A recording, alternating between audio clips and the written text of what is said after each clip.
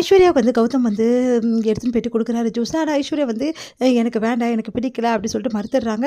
என்ன பண்ணுறது தவிச்சிட்டு இருக்கும்போது கரெக்டாக வந்து யோசிக்கிறாங்க வந்து சித்ரா.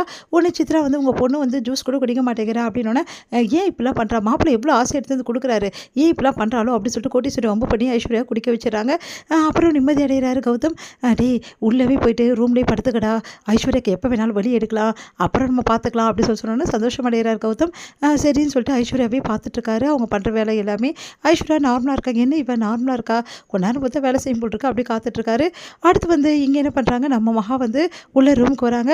பார்த்தா வந்து கையில் வந்து என்ன பண்ணுறாரு சூர்யா வந்து வச்சிட்ருக்காரு கையில் தைலத்தை பார்த்தோன்னே என்னங்க நீங்கள் இன்றைக்கும் வந்து எனக்கு இடுப்பு இருக்கும், எனக்கு தைலம் போட்டு விடலான்னு நினைக்கிறீங்களா, அதெல்லாம் நடக்கவே நடக்காது, எனக்கு இடுப்பு வலி இல்லைங்க அப்படின்னோடனே நான் சொல்கிறது ஒரு நிமிஷம் கேட்குறியான்னு, நீங்கள் சொல்கிறது எனக்கு நல்லா புரியுது, இன்றைக்கும் வந்து ரொமான்டிக்காக இருக்கலாம்னு நினைக்கிறீங்க, என் இடுப்பில் கை வைக்கும் போது எவ்வளோ நல்லா இருந்தது தெரியுமா, அப்படியே தண்ணியே நான் மறந்துட்டேன், அதே மாதிரி தானே நீங்களும் மறந்துருப்பீங்க, அதனால தானே உங்களுக்கு ஆசையாக இருக்குது எனக்கு தைலம் போட்டு விடணும்னு சொல்லிட்டு. பரவாயில்லைங்க, என் கஷ்டத்தை எப்போவுமே நீங்கள் புரிஞ்சுக்கிறீங்க, ஆனால் இன்றைக்கி உங்களுக்கு வேலையே கிடையாதுங்க, எனக்கு வந்து இடுப்பே வலிக்கலைங்க அப்படின்னோடனே சும்மா இருக்கியா, சும்மா அதே பற்றி பேசிகிட்டு இருக்கேன், நான் இடுப்பில் கை வச்சதை பற்றியே அதெல்லாம் முடிஞ்சு போச்சு புரியுதா, தேவையில்லாமல் பண்ணாத, நான் ஏன் தைலத்தை எடுத்தேன்னு கூட தெரியாமல் நீ வந்து பேசிகிட்டு இருக்காத, எனக்கு பயங்கரமான தலைவலி தாங்க முடியாமல் தைலத்தை கையில் வச்சுருக்கேன், இப்போ நான் எடுத்து போட்டு விடணும். ஓ அவ்வளோதானா, சரி விடுங்க நானே போட்டு வரேன், அதெல்லாம் வேணாம் நானே போட்டுக்கிறேன், இங்கே பாருங்கள் எனக்கு இடுப்பில் வலி இருக்குது, அப்போ நீங்கள் தானே தைலம் போட்டு விட்டீங்க, அதே மாதிரி உங்களுக்கு வந்து நான் போட்டு விடவே கூடாதா, அதெல்லாம் நான் போட்டு விடுவேன் அப்படி சொல்லிட்டு வம்பு பண்ணி என்ன பண்ணுறாங்க, பொறுமையாக அழகாக வந்து அப்படியே வந்து சூப்பராக போட்டு விடுறாங்க தலையில் தைலத்தை தேய்ச்சிட்டே இருக்காங்க. சூர்யா வந்து அப்படியே கண்ணை மூடி வந்து தன்னையே மறக்கிறாரு. அப்படியே வந்து கண்ணை மூடிட்டு எவ்வளோ நல்லா இருக்குது அப்படின்னு சொல்லிட்டு அதை என்ஜாய் பண்ணுறாரு. அப்படியும் வந்து மகா என்ன பண்ணுறாங்க, கொஞ்சம் கொஞ்சமாக வந்து தைலத்தை போடும்போது அப்படியே அவங்களோட கை, அதுக்கப்புறம் அவங்க தோள்பட்டை மேலே வந்து கையை வைக்கிறாங்க, சூர்யாவோட தோள்பட்டை மேலே. அப்படியே வந்து சூர்யா வந்து தன்னறியாமல் அப்படியே மகா உள்ள ஃபுல்லாக தாங்கிக்கிறாரு. 2 பேருமே வந்து அப்படியே மறக்கிறாங்க. அப்போ வந்து மகா வந்து கை போட்டுக்கிட்டே இருக்காங்க பொறுமையாக. சூர்யா வந்து ஒரு கட்டத்தில் வந்து கண்ணை திறந்து பார்க்குறாரு.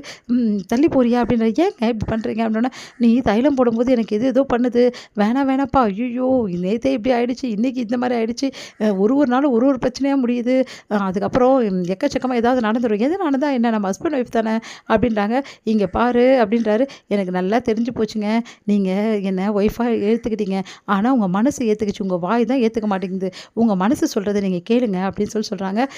அதெல்லாம் ஒன்றும் கிடையாது, வேலையை பாரு, நான் அதான் டைம் கேட்டிருக்கேன்ல, அந்த டைம் எப்போ தான் முடிய போதோ எனக்கு ஒன்றும் புரியல அப்படின்னு சொல்லிட்டு மகாவது சொல்லிட்டு இருக்காங்க. அடுத்து வந்து இங்கே என்ன பண்ணுறாங்க, ஐஸ்வர்யா எப்படியாவது வந்து சீக்கிரமாகவே வந்து அவங்களுக்கு வலி வந்துடும் அப்படின்னு சொல்லிட்டு காத்துக்கிட்டே இருக்காரு கௌதம். ஆனால் வலியே வரல. நடுவில் எழுப்பி கேட்குறாரு, என்ன வலி வந்துருச்சா, உனக்கு ரொம்ப வலி இருக்கா அப்படின்னு சொல்லிட்டு கேட்டுட்ருக்காரு. அதெல்லாம் ஒன்றும் இல்லையே அப்படி சொல்கிறாங்க. என்ன ஒன்றும் இல்லைன்றா, ஒன்றுமே புரியலையே அப்படி சொல்லிட்டு நைட்டெல்லாம் முடிச்சு ஐஸ்வர்யா பார்த்துட்டு இருக்காரு. ஐஸ்வர்யா ஜாலியாக தூங்கிட்டு இருக்காங்க. நேராக வந்து சித்ரா வந்து ஐஸ்வர்யா இருக்க ரூமுக்கு வந்து பக்கத்துலேயே போய் நின்றுட்டுருக்காங்க. எப்போ தான் இவன் வெளியே வந்து சொல்லுவானோ அப்படின்னு சொல்லிட்டு பார்த்தா வந்து கரெக்டாக கோட்டீஸ்வரி பார்த்துறாங்க. பார்த்துட்டு அவங்கள தப்பாக நினைக்கிறாங்க. உடனே வந்து ஐயோ இவ வேறு வந்துட்டாலே அப்படி சொல்லிட்டு அப்படி பெருக்கிற மாதிரி பவலா காட்டுறாங்க. இவளுக்கெல்லாம் அறிவே இல்லை, புருஷன் பொண்டாட்டி இருக்க ரூமை எட்டி பார்த்துட்ருக்காச்சா அப்படின்னு சொல்லிட்டு டென்ஷன் ஆகி அங்கே போகிறாங்க. எல்லாம் தலையெழுத்து, இவக்கிட்டலாம் கெட்ட பேர் வாங்க வேண்டியதாக இருக்குது அப்படி சொல்லிட்டு வெளியே வர கௌதமை பார்த்து திட்டுறாங்க. என்னடா அவனுக்கு அறிவே இல்லையா, என்ன விஷயம்னு சொல்ல மாட்டியா, இப்படி இருக்கியா அப்படி சொல்லிட்டு, அவளுக்கு எதுவுமே ஆவலமா, நல்லா அதாம்மா இருக்கா, நார்மலாக இருக்காமல் நல்லா அம்மா தூங்குறா அப்படின்னா அதிர்ச்சி அடைகிறாங்க.